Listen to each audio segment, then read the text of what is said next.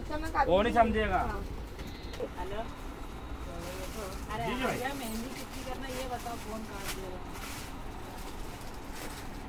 हाँ ठीक है, आधा सिल जो उसके बाद ले लिया। मेहंदी कौन भैया, मेहंदी कौन देखो ये कितने का है? बेल कितने 12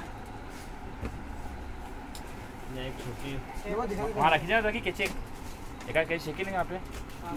ले फिर अब 6 डब्बे पेन में कौन का आशीष 3 डबल एक्सल, 3 डबल एक्सल। एक नेल थिनर, हाँ एक कोलगेट ब्रश का पत्ता, हाँ एक लिपस्टिक 20 वाली, हाँ और बताओ।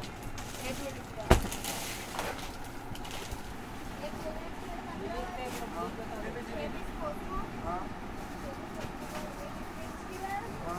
एक कौन सा कर देख लो, कौन सी नहीं है।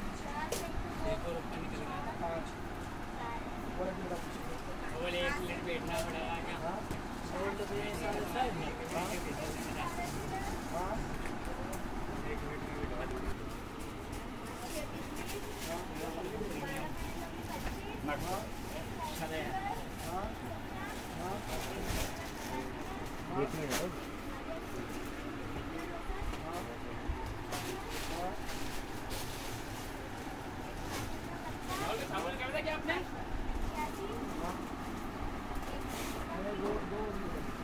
ये 26 है हाँ अबे रखी भी 26। हाँ ले लो।